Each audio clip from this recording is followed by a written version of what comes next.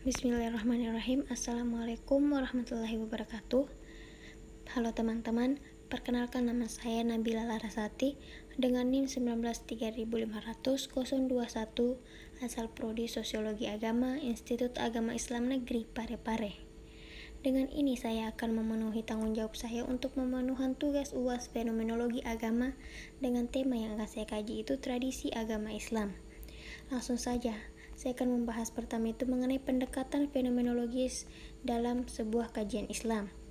Nah, penelitian terhadap agama tidak hanya berpatokan pada sebuah konsep normatif dari agama itu sendiri ataupun hanya mengacu pada ilmu-ilmu sosial, tetapi keduanya itu harus saling melengkapi, di mana pendekatan fenomenologi dalam studi Islam berupaya mengungkapkan makna dari suatu gejala sehingga gejala tersebut dapat dipahami dan dapat diterapkan dalam ajaran-ajaran normatif, kegiatan-kegiatan keagamaan, institusi-institusi keagamaan, tradisi-tradisi, dan simbol-simbol keagamaan.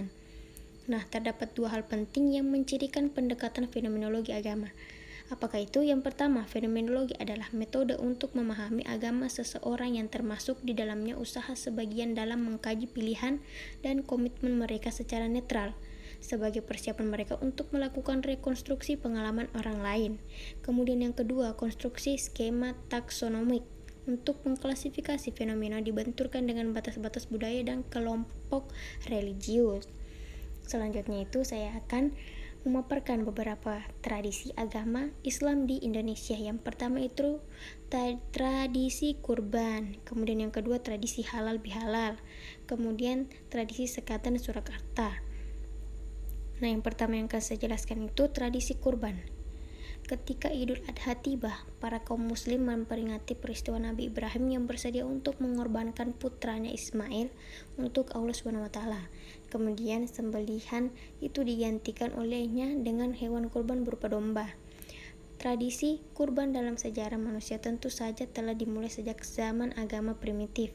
Bahkan kurban di masa animisme dan dinamisme dilakukan dalam serangkaian upacara khusus dengan bentuk pengorbanan dari manusia ataupun binatang. Segala sesuatu yang dikurbankan melalui suatu ritual yang sakral, hampir seluruhnya merupakan persembahan manusia kepada Tuhannya. Darah dan daging seringkali menjadi simbol persembahan yang akan diterima oleh dewa tertinggi yang kita sebut Tuhan atau Allah SWT, dan tradisi ini tetap dijalankan hingga saat ini oleh beberapa agama tertentu, khususnya agama Islam.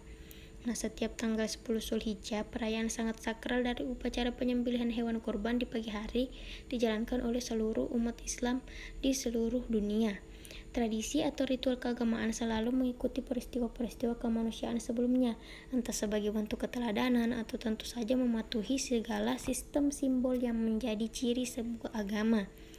Nah, itulah sebabnya menurut Clifford Geertz pernah mendefinisikan sebuah agama sebagai keyakinan atau kepercayaan terhadap sistem simbol-simbol yang meresap dan tahan lama dalam diri manusia.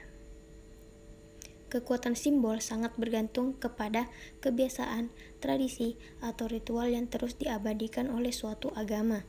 Nah, bagi Islam sendiri, tradisi menyembelih hewan kurban secara massal pada tanggal 10 Zulhijjah Idul Adha tentu saja mengikuti tradisi Nabi Ibrahim yang mungkin hampir tak ada perubahan ketika agama Islam secara definitif muncul di Arab yang dibawa oleh Nabi Muhammad SAW.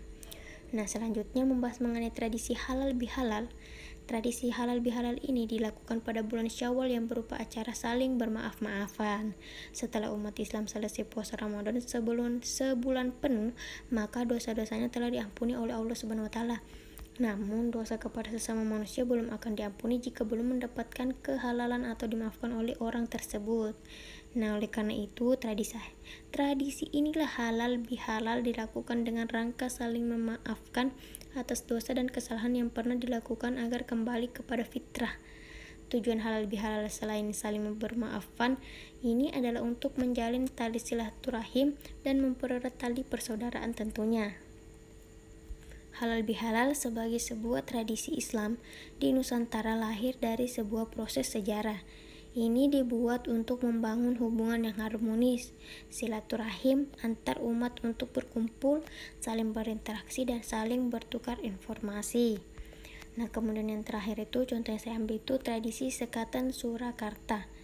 di mana tradisi sekatan atau peringatan yang dinamai Maulid Nabi ini dilaksanakan setiap tahun di Keraton Surakarta, Jawa Tengah, dan Keraton Yogyakarta.